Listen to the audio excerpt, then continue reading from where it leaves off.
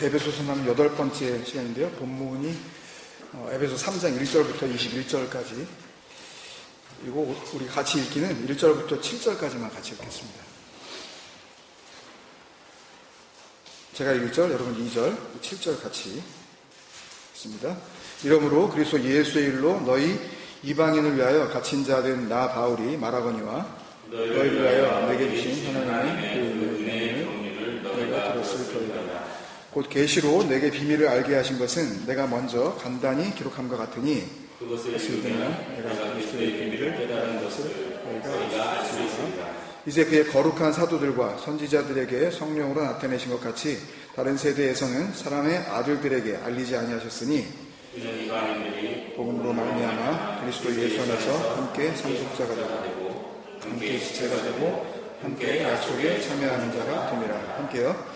이 복음을 위하여 그의 능력이 역사하시는 대로 내게 주신 하나님의 은혜의 선물을 따라 내가 일꾼이 되었노라. 아멘. 다음 주 금요일이 아마 2013년도의 마지막 금요기도회가 될 것 같습니다.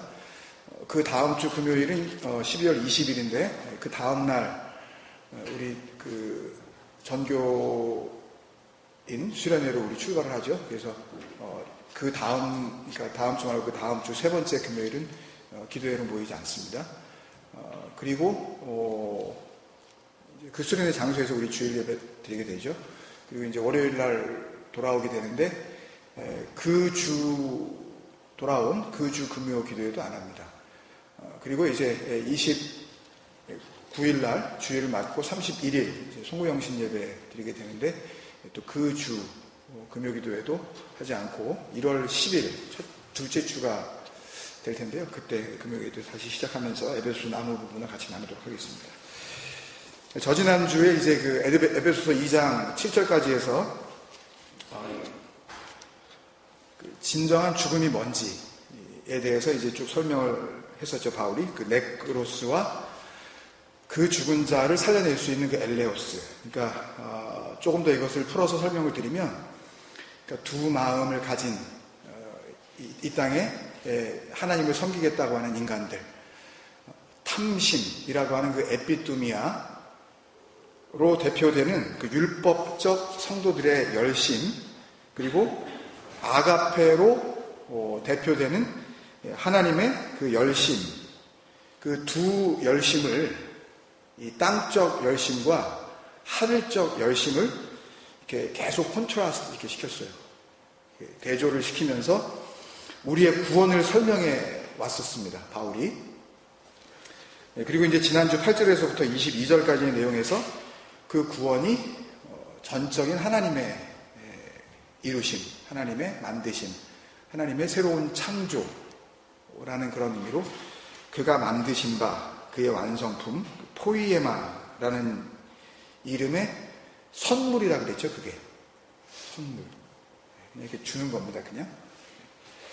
그리고 그 선물은 그냥 호도론이 아니라 한 번 더 그걸 설명해 주죠. 신됨이라는 선물, 데오스 호도론이라고 이렇게 확정해 주고 있어요. 아주 이렇게 ascertain이라고 그러나요? 영어로는 아주 확실하게 정확하게 이야기를 해주고 있습니다. 그게 구원이라고. 그리고 나서 이제 처음으로 에베소서가 시작된 이후에 그 성도된 자들에게 뭔가 하라고 이제 부탁하는 게 나왔는데, 그게 11절에 그러므로 생각하라. 이게 디아 무네모뇨라는 그런 단어였어요. 생각하라. 진리를 깨닫다, 마음에 간직하다, 마음으로 갖다, 그런 의미죠. 그러니까 무네모뇨, 그 생각하라 라고 한 다음에 이때 또 이어지는 내용은 또 그걸 설명하겠죠. 그죠? 그 죽음, 또 그 살리심, 그 긍휼, 그 은혜를 또 설명할 거 아니에요. 또 그때의 육체로는 이방인이요 이렇게 시작을 하는 것부터 13절에 보면 2장 13절 거기서부터 해서 22절 맨 마지막에 그리스도 예수 안에서 함께 지어져 가느니라 라고 이렇게 끝내는 그 내용, 그 설명이 또 무슨 설명인 거죠, 그러니까요? 이게 발표는 아니지만 숙제라고 다 읽어보셨죠? 네. 그게 또 그거죠, 또. 그때, 그 이전에 너희는 누구였고, 그리고 지금은 너희가 누군지 그걸 설명해 주면서 또 그 죽음, 그 네크로스와 살리심, 그 엘레오스의 그걸 또 설명하고 있는 거예요, 또. 그리고 나서 데오스 호도론, 그 신됨이라는 그 선물, 그리고 그것은 곧 포이에마, 하나님께서 완성하신 완성품.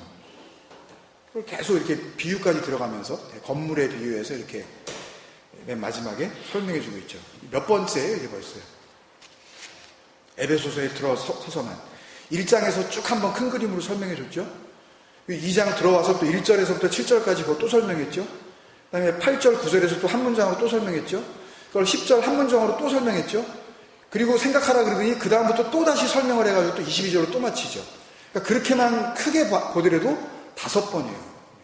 근데 그 안에 또 다시 또 디테일하게 또 설명을 한 내용들을까지 치면 그 2장이라는 작은 그 분량 안에 그 구원과 이 성도의 부활에 대해서 뭐 정말 여러 번 설명을 한 거죠. 왜일까요, 여러분? 예? 중요하니까. 그쵸, 중요하니까 그러겠죠. 농담입니다, 아주. 제가 몇 번 또 이렇게 질문 드렸더니 이제 참 나오시네. 왜 같은 얘기인데, 이게 반복해서 그냥 한 번 하고 말지, 그냥 알아듣기 쉽게. 왜 이렇게 말했다가, 또 뭐 이렇게 말했다가, 이렇게 말하면 헷갈리지 않으세요, 여러분? 오히려? 설교 한 번 딱 하고 그냥 이게 답니다. 그러면 그거에 대해서 그냥 고민하고 말면 되는데, 뭐 여기 이렇게 말했다가, 또 여기서 이렇게 말했다가. 왜 그런 것 같으세요, 여러분?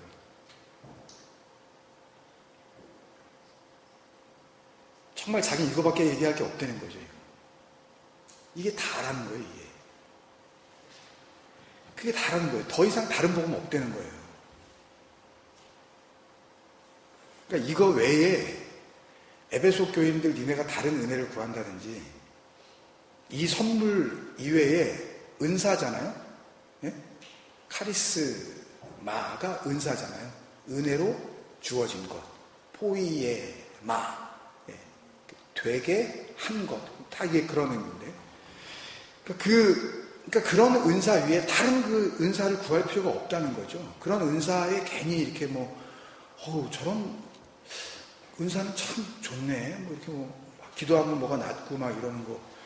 그러니까 그런 거에 괜히 이렇게 현혹되지 말라는 그런 얘기예요.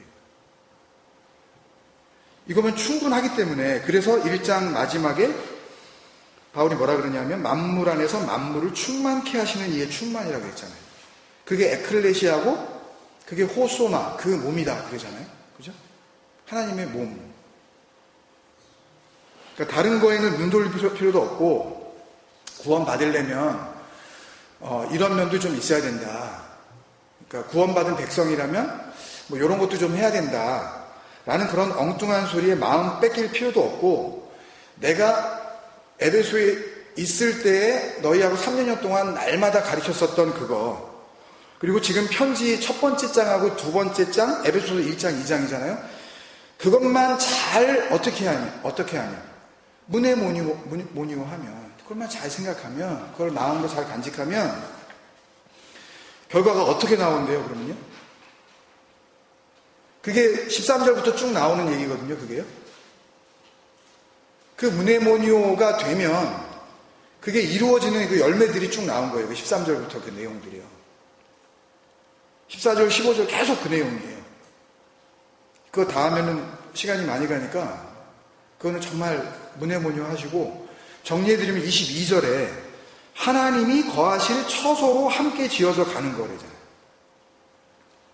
예수님이 하셨던 얘기잖아요. 이거. 진리가 너희에게 에르코마이 가면 그러면 거기서 함께 지어진다. 그 처소가.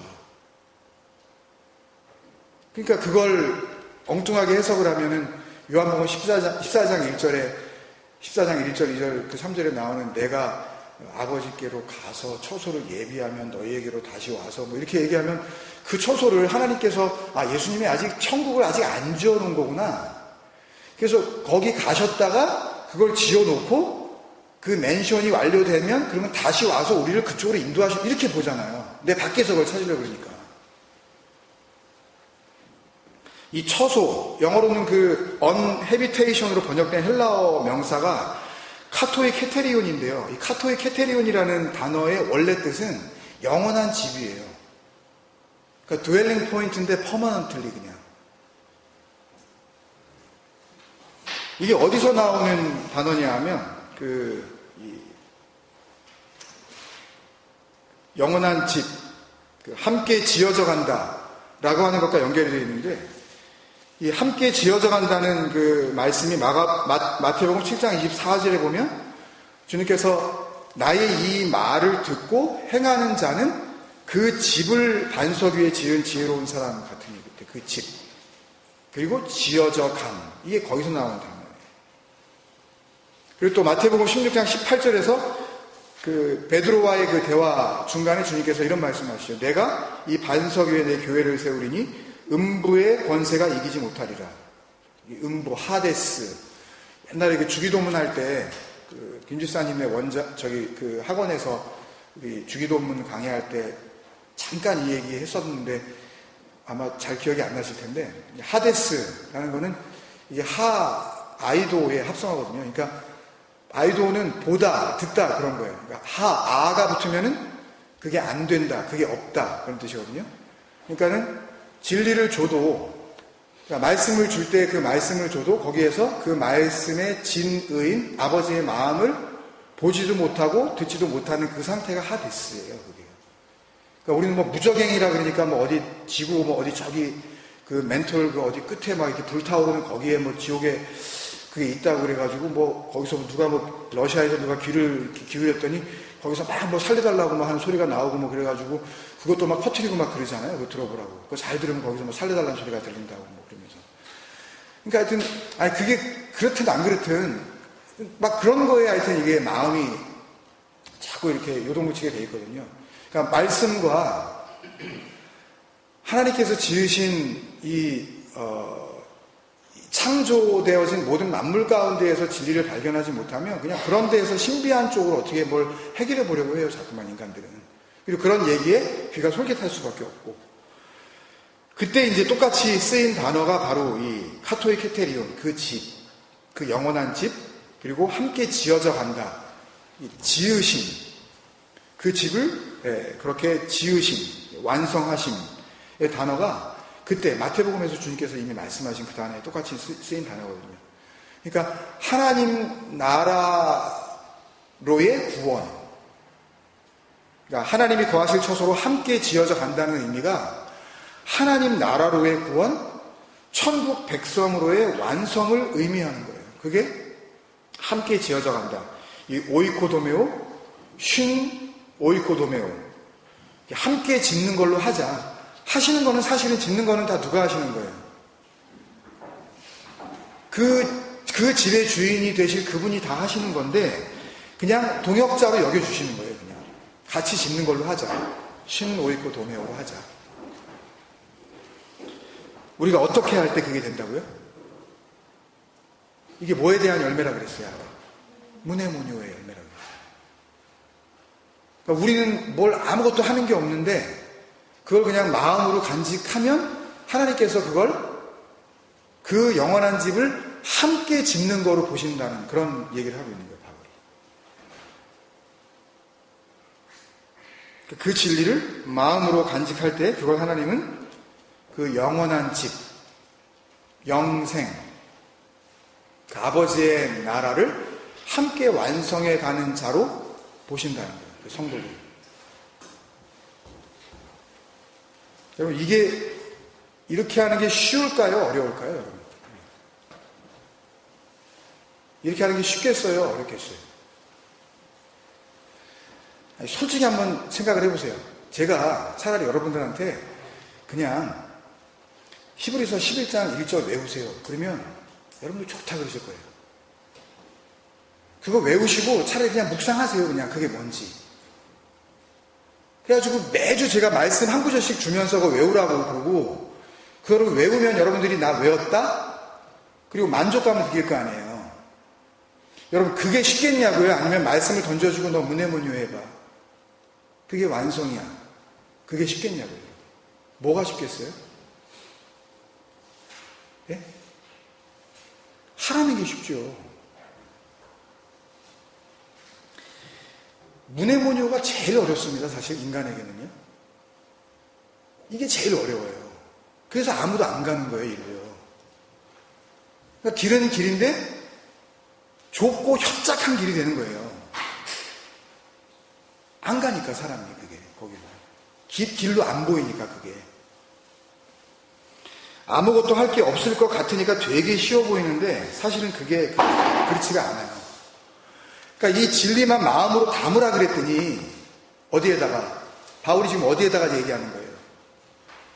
에베소 교회에다가, 그 성도들한테 이 진리를 그냥 담으라 그런 거 아니에요. 지금 이 말씀을, 내가 지금 하는 말을 마음으로 간직해. 그게 문해문유라 그랬잖아요. 그러면은 그런 완성의 열매가 맺혀진다고 지금 분명히 얘기를 했는데, 그러면 이 교회가 어떻게 됐을까요?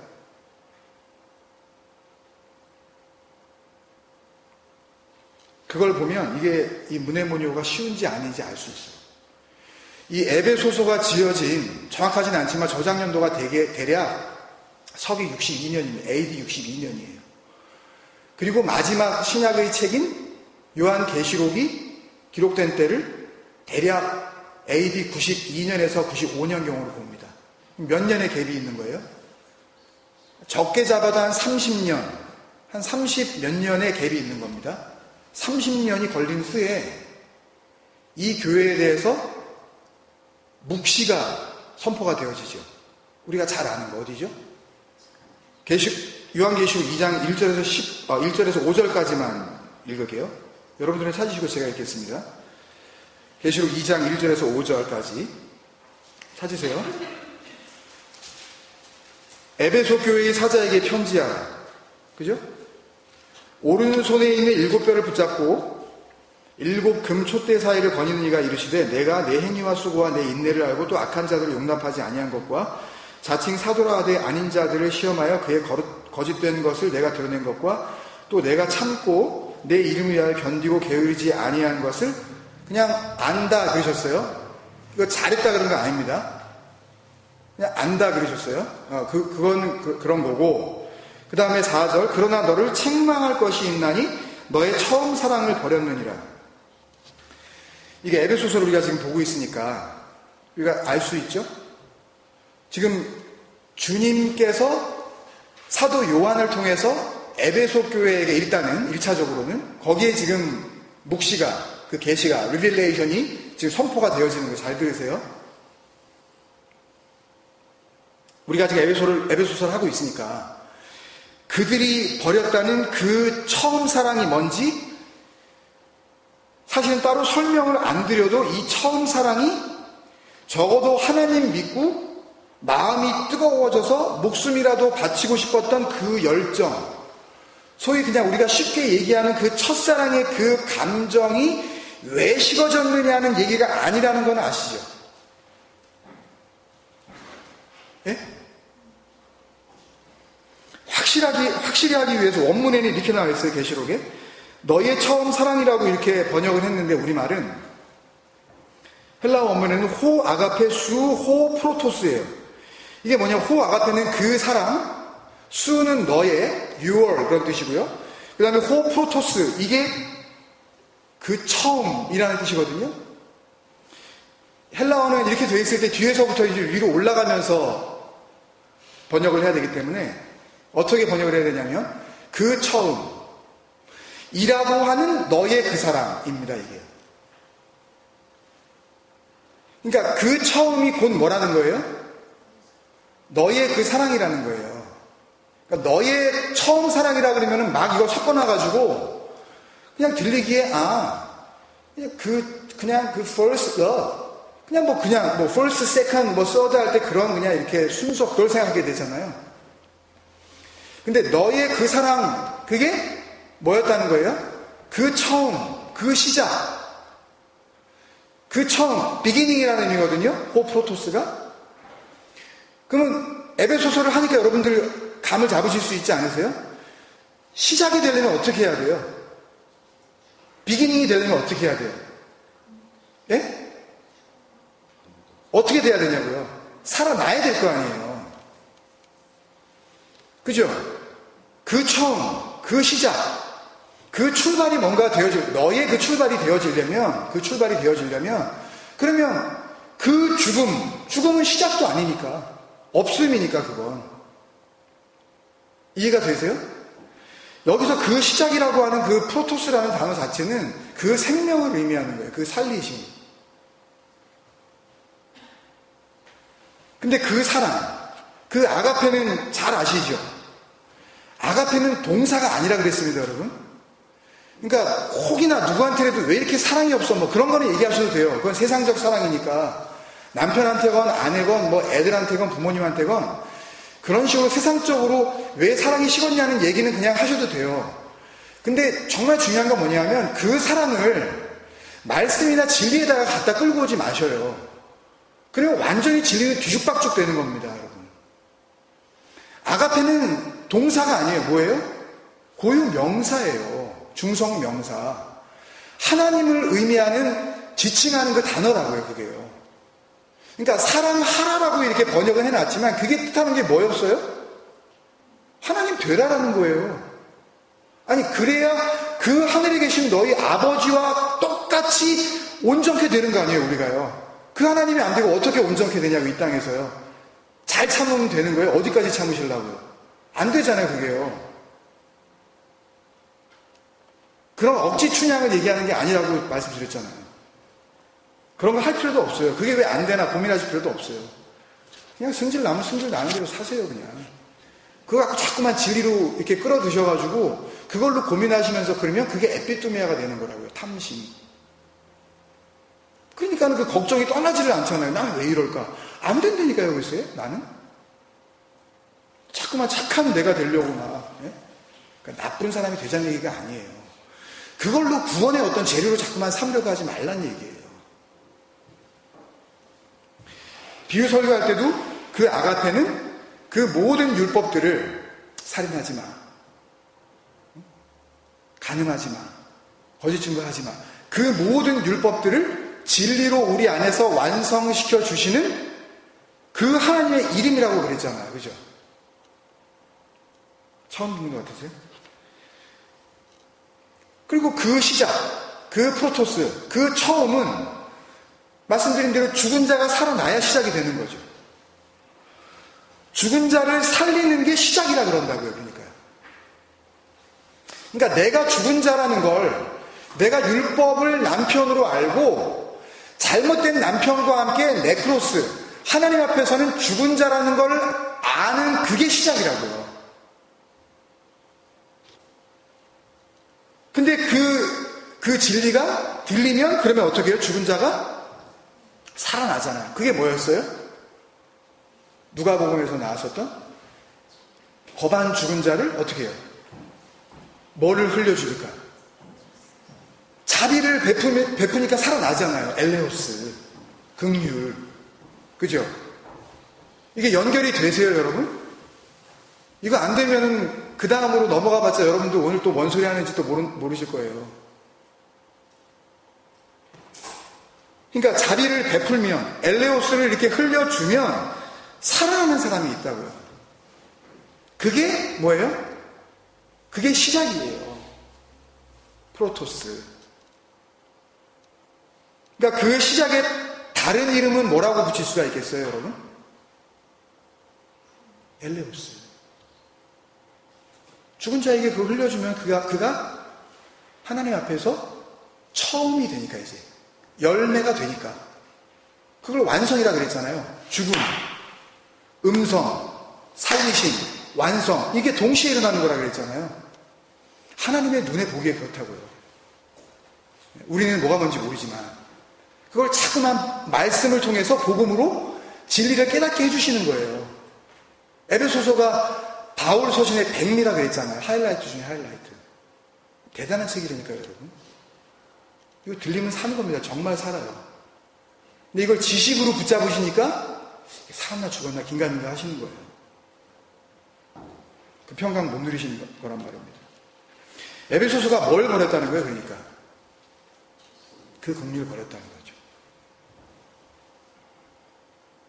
그러니까 에베소서에 있는 내용을 가지고 이 요한계시록에 나와 있는 너의 처음 사랑을 버렸느니라 이 말씀을 설명하자면 에베소서 2장 4절에서 5절을 버린 겁니다. 지금 에베소 교회가. 말씀을 우습게 하는 거예요. 뭐였냐면 긍휼이 엘레오스죠. 긍휼이 풍성하신 하나님이 우리를 사랑하신 그 큰 사랑, 다 나오죠 여기요. 그 큰 사랑을 인하여 허물로 죽은 우리를 그리스도와 함께 살리셨고, 이걸 요약해서 너희는 은혜로 구원을 받은 것이라. 여기 다 나와 있어요. 그러니까 이게 은혜라는 게 그렇게 간단한 내용이 아닙니다, 여러분. 그 긍휼, 그 엘레오스, 그 아가페, 그 처음 사랑, 그 죽음, 그 살리심, 그 처음, 그 프로토스 다 나와 있잖아요. 이게 와 닿으세요? 문해모니오로? 이거 정말 여기서 말씀하시구나 진짜. 에베소 교회가 그 은혜 버렸다는 거예요.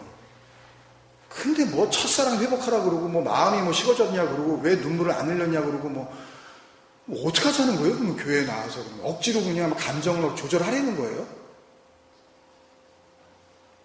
그러니까 바울을 통해서 주님께서 그 구원의 진리를 이미 에베소 교회의 성도된 자들에게 흘려주셨던 거죠. 그랬는데 다시 계시록에 이르러서 주님께서 직접 그 에베소 교회에게 다시 뭐라 그러시는 거예요? 다시 뭐라 그러시는 거예요? 또 문해모니오 하라 그러시는 거예요. 그게 구원이고 그게 생명의 길이니까. 쓸데없는 일에 괜히 수고하지 말고 그런 걸로는 구원이 안 되니까 생각해. 그게 계시록 2장 5절이잖아요. 계시록 2장 5절이 무슨 단어로 시작되게요? 문해모니오로 시작돼요. 그 진리 생각해. 그게 회개고 그게 너의 처음 자리 인식이야. 그거예요. 그게 계시록 2장 5절입니다. 그러므로 어디서 떨어진 것을 생각하고, 그죠? 무슨 뜻인지 아시겠어요? 문해모니오의 이게 생각하고의 똑같은 단어의 의미를 뭐라 그러세요? 회개하여 하고 또 똑같은 의미의 단어를 뭐라 그러시냐면 처음 행위를 가지라 그러잖아요. 근데 이게 진리로 듣지 못하고 진리를 또 적혀있는 말씀과 율법으로 받는 자들은 봐라 여기 처음 행위 가지라고 나왔지 않느냐. 그러니까 행위 구원을 주장할 수밖에 없다니까요. 그러니까 구원은 믿음으로 받았는데 그 구원을 완성해 나가는데 여러분들이 그 행위가 거룩한 성도의 그런 행위로 성화돼야 된다고 그렇게 부추긴다니까요. 어디까지 우리가 생티피케이션 될 수가 있냐고요. 그거 안 된다니까요. 그걸 하나님께서 원수로 지내는 거라고 몇 번이나 말씀드렸잖아요. 생각, 문해모니오, 회개, 주일날 했죠. 뭐예요? 메타노예요. 처음 행위를 가지라. 그 처음, 이 호프로토스 행위. 우리 에베소 할 때도 했지만 마태복음에서 했죠.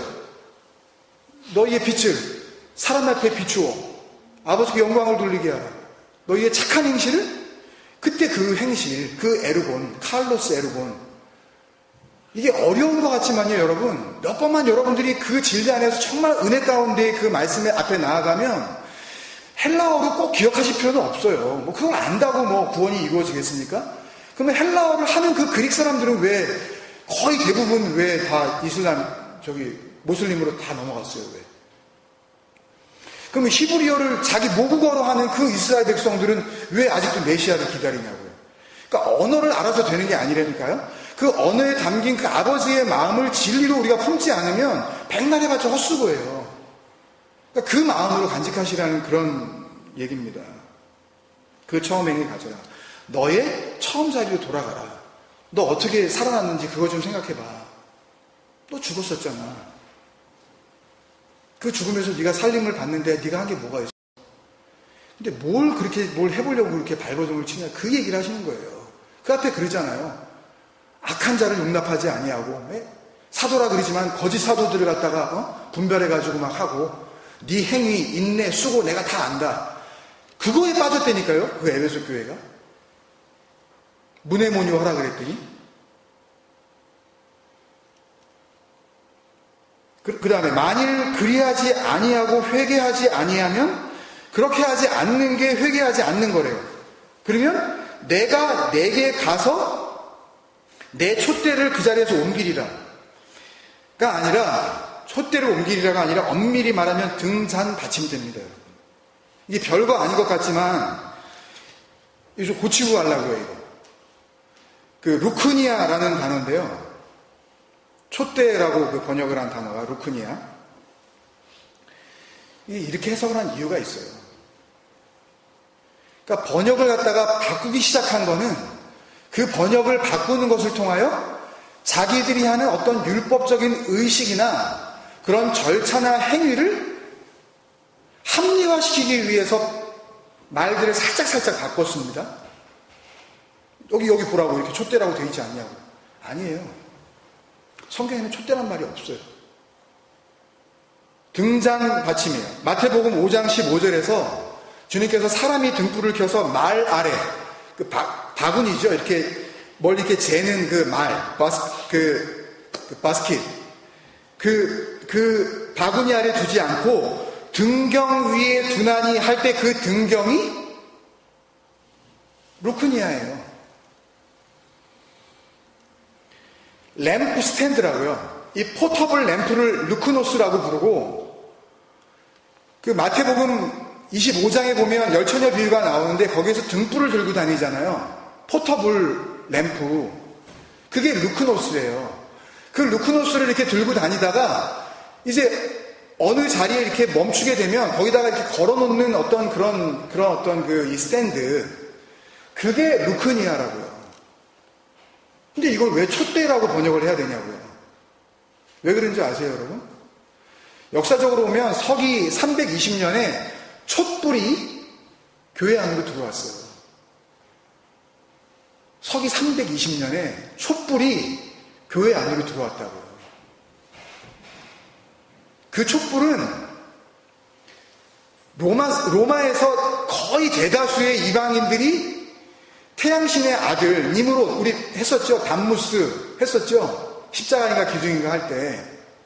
그 태양신의 아들을 섬기는 자들이 그 태양신을 섬길 때에 켜놓았었던 어떤 그 제의식, 거기에 반드시 필요한 게 촛불이었어요. 근데 교회에 오니까 그게 없잖아요. 근데 그 사람들이, 그 이방인이었던 사람들이 막 교회를 막 들이닥치네? 왜? 그냥 뭐 이제는 소위 그 기독교를 믿어도 된다 그러고 기독교 안에 유력한 자들이 자꾸 생기니까. 지금도 그러잖아요. 교회가 그런 어떤 그 도구로 쓰이고 있잖아요. 사람들이 많이 모이면 거기 꼽사리 끼면 거기서 뭔가 고물이 떨어질까봐 그 계산을 하는 거 아닙니까? 그 율법적인 이 땅적 어떤 이득을 바라보는 어떤 그런 그 계산이 거기 들어가 있기 때문에 그러는 거 아니에요. 그걸 교회가 조장을 하는 거죠.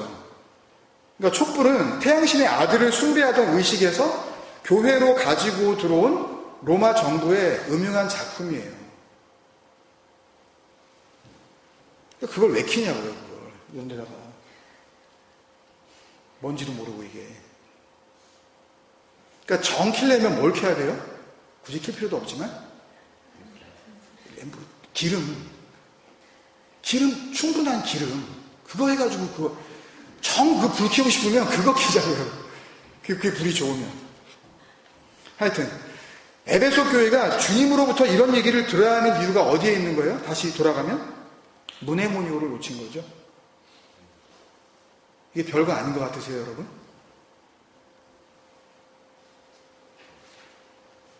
무네모니오를 우습게 알고 눈에 보이는 뭔가를 하는 게 맞는 거지 하고 온 교회가 덤비기 시작하니까 그 호프로토스, 그 처음 자리, 그 시작, 그 생명 탄생, 그 살리심에 원래 있었던 그 자리를 버렸다는 거예요.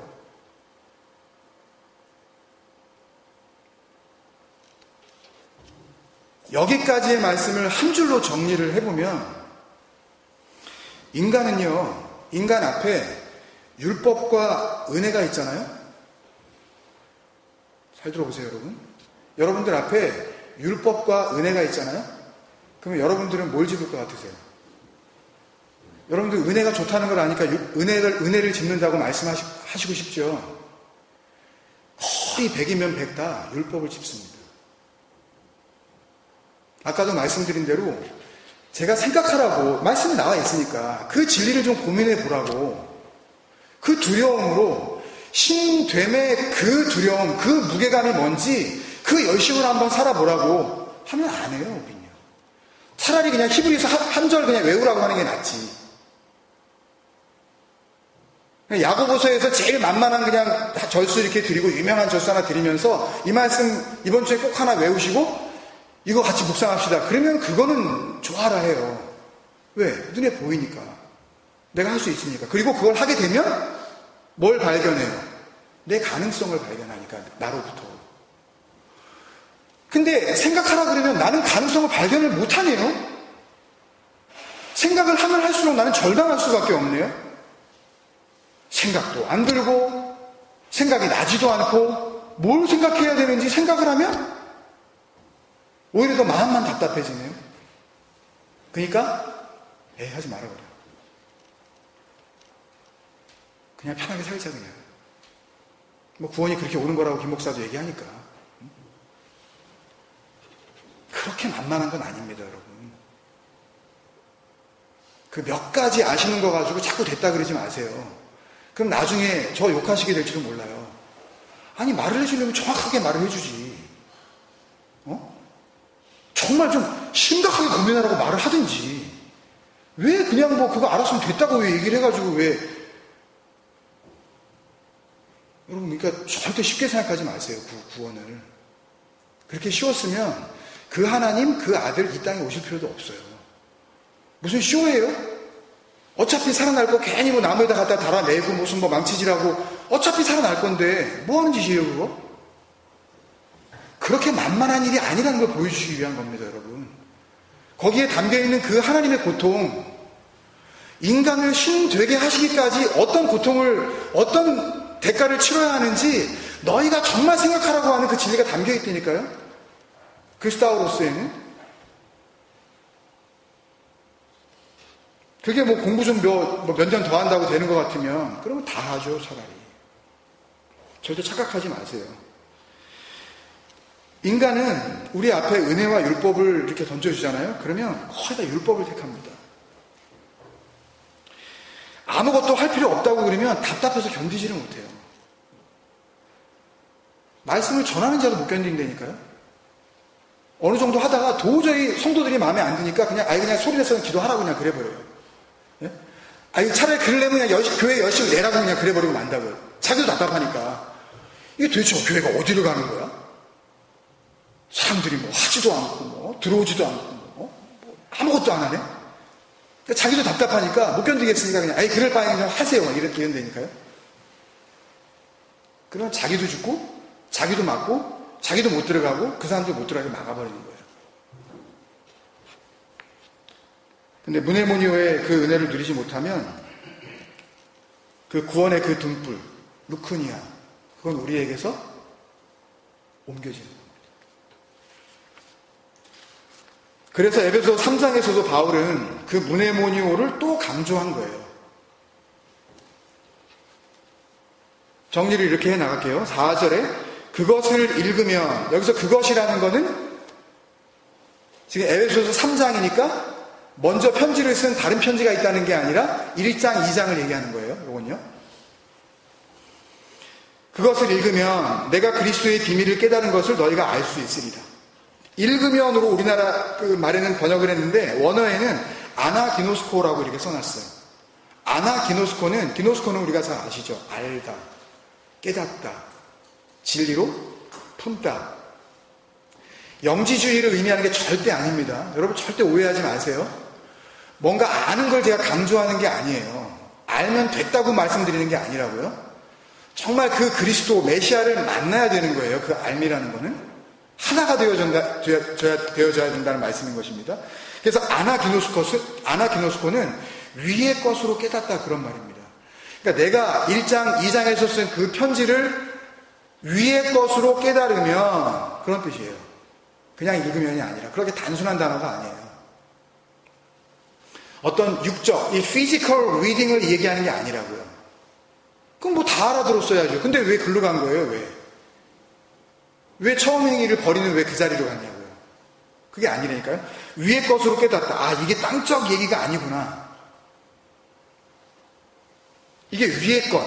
골로새서에서 나오는 너희가 이제 살리심을 받았으면 이제는 뭘 바라보라고요? 위의 것을 바라보라 할 때 그거. 그 위의 것. 그 신됨의 그 뜻. 그 하나님이 이루시는 거. 그걸 말하는 거구나. 그래서 5절에 뭐라 그랬냐면 바울이 그 비밀은 사람의 아들들에게는 알리지 아니하시고. 그러니까 그 비밀이 주어지긴 주어져요. 안 주어졌다는 게 아니에요. 말씀이 주어졌잖아요. 이미. 이 땅 가운데 주어졌잖아요. 그리스도도 오셨고. 근데 누구에게는 알려지지 않냐 하면 사람의 아들들로 남아있는 자들에게는 알려지지 않는 거예요.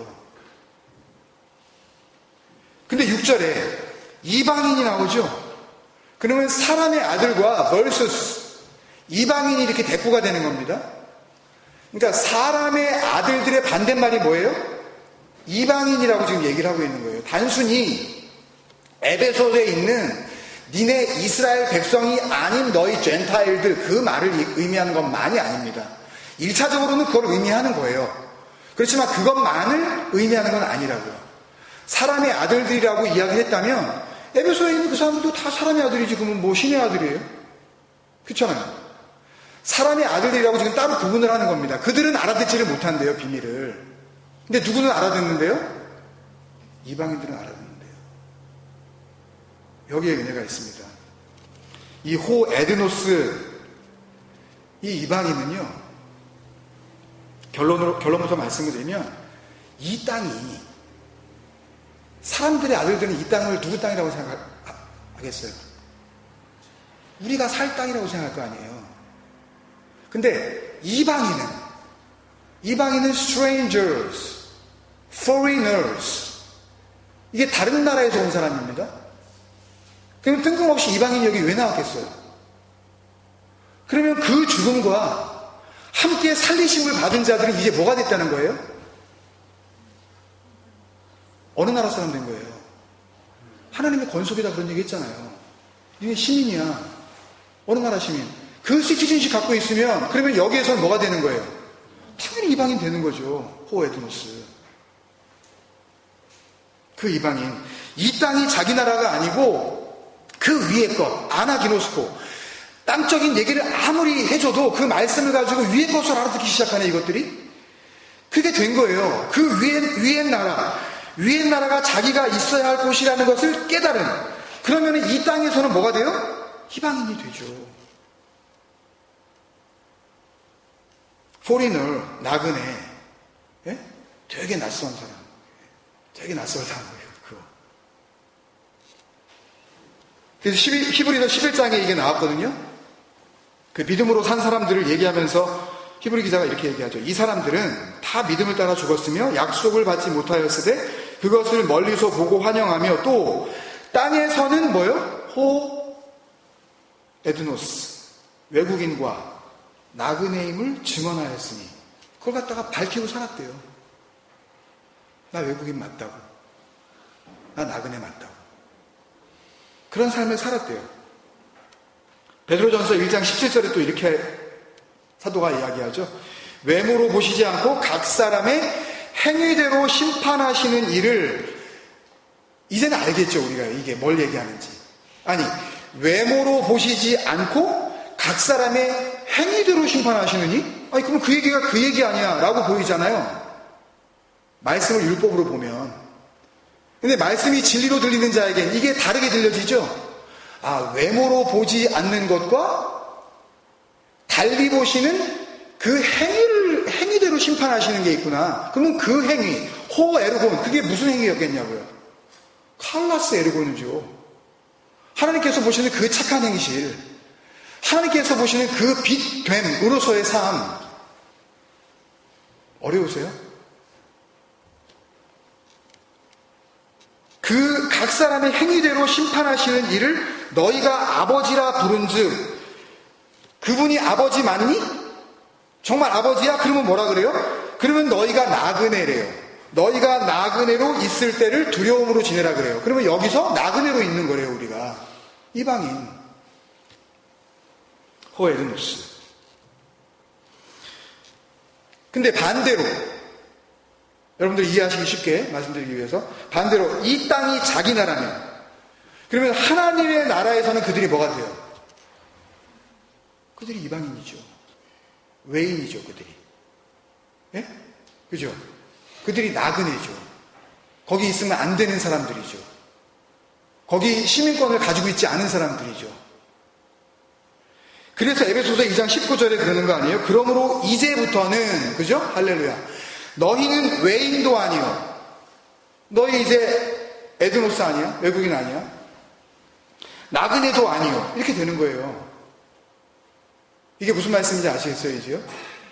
오직 성도들과 동일한 시민이요, 하나님의 오이코스, 권속, family, the part of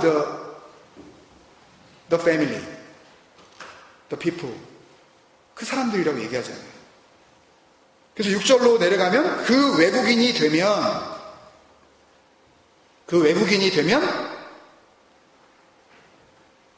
이 땅에서 그 외국인이 되면 복음으로 말미암아 그리스도 예수 안에서 함께 상속자가 되고 함께 지체가 되고 함께 약속에 참여하는 자가 된 거야. 이렇게 깔끔하게 정리해 주잖아요. 그 진리를. 그러니까 땅과 우리 눈에 보이는 하늘과 이 기록되어 있는 성경과 우리 인생이 살아가는 역사 속에서 감추어져 있었던 그 그리스도의 비밀을 바울은 에베소서를 통해서 간단하면서도 반복적으로 계속 설명해 주고 있는 겁니다. 이게 들리냐고. 이 복음 들리냐고. 그리고 또 기도합니다. 프로시코마이. 이미 했잖아요. 하나님의 원함.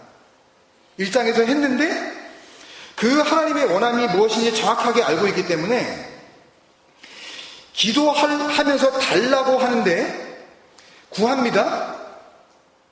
하나님께 구해요. 기도한다고요. 근데 그 내용이 1장에서 보여줬었던 그 기도의 내용, 그 프로시케, 그 프로시코마이, 그 하나님의 원함과 똑같은 내용을 담고 있어요.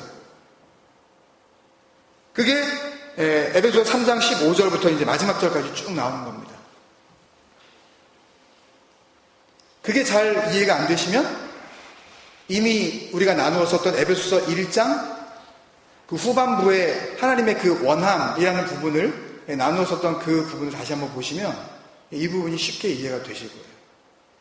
그래서 그 원함이, 그 기도가 이제 시작이 되는데 우리가 15절부터 21절까지 같이 읽으면서요, 그 진리를 마음으로 새겼을 때에 살고 회개로 보시며 처음 사랑이 간직된 자로 여기시고, 그래서 그 처음 행위 안에 거하는 자로 보시는 그 은혜가 저와 여러분에게 임하시기를 축원드립니다.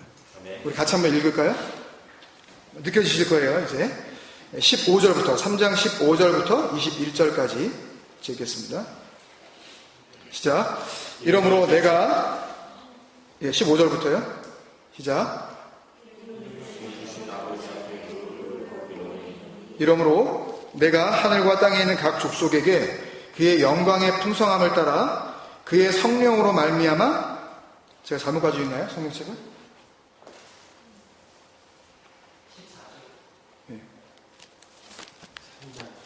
네, 3장 15절부터 이러므로 아닌가요? 15절이? 네, 제 책이 잘못 나와있네요. 자, 그러면 시작. 이러므로 내가 하늘과 땅에 있는 각 족속에게 이름을 주신 아버지 앞에 무릎을 꿇고 비노니 그의 영광의 풍성함을 따라 그의 성령으로 말미암아 너희 속사람을 능력으로 강건하게 하시오며 믿음으로 말미암아 그리스도께서 너희 마음에 계시게 하시옵고, 아시겠죠? 너희가 사랑 가운데서 뿌리가 박히고 터가 굳어져서 그 너비와 길이와 높이와 깊이가 어떠함을 깨달아 하나님의 모든 충만하신 것으로 너희에게 충만하게 하시기를 구하노라. 능히 모든 제 책과 달라요? 예, 그럼 여러분들이 읽으세요. 예, 제가 아마 다른 번역을 가지고 있는 것 같습니다. 시작. 18절부터. 능히 모든 성도와 함께 지식에 넘치는 그리스도의 사랑을 알고 그 너비와 길이와 높이와 길이가 어떠함을 깨달아 하나님의 모든 충만하신 것으로 너희에게 충만하게 하시기를 구하노라. 우리 가운데서 역사하시는 능력대로 우리가 구하거나 생각하는 모든 것에 더 넘치도록 능히 하실 이에게 교회 안에서와 그리스도 예수 안에서 영광이 대대로 영원무궁하기를 원하노라. 아멘. 우리 한번 같이 기도할 때에 여러분 쉽지는 않습니다. 눈에 보이는 것만을 증거로 그렇게 삼고 살아가던 우리에게 보이지 않는 것을 증거로 삼고 영원한 것을 소망하라고 숙제를 던지시면 이것을 잘 소화해낼 수 있는 사람이 이 땅 가운데 과연 몇 명이나 되겠습니까, 여러분? 근데 주님은 그렇게 말씀하신 거예요. 그냥은 안 되는데 내가 이 나무에서 죽고 너희에게 진리로 가면 그러면 너희가 알게 되리라 말씀하셨어요. 그때는 내가 너희에게 말한 것이 기억날 거야, 문해모니오 할 거야 그러셨다고요. 그리고 오늘도 우리는 구해야 될 게 뭐겠습니까, 여러분? 그 진리의 영. 그 진리로 우리에게 임하옵소서. 진리가 되게 하여 주옵소서. 그래서 들을 수 있게 하시고 듣는 것으로 끝나지 말게 하시며 듣는 자가 되게 하셔서 그래서 하나님과 함께 그 하나님이 거하시는 그 영원한 처소를 지어가는 그런 동역자로 이 땅에서 살다가 주님 앞에 부름받게 하옵소서. 같이 기도하겠습니다. 주님.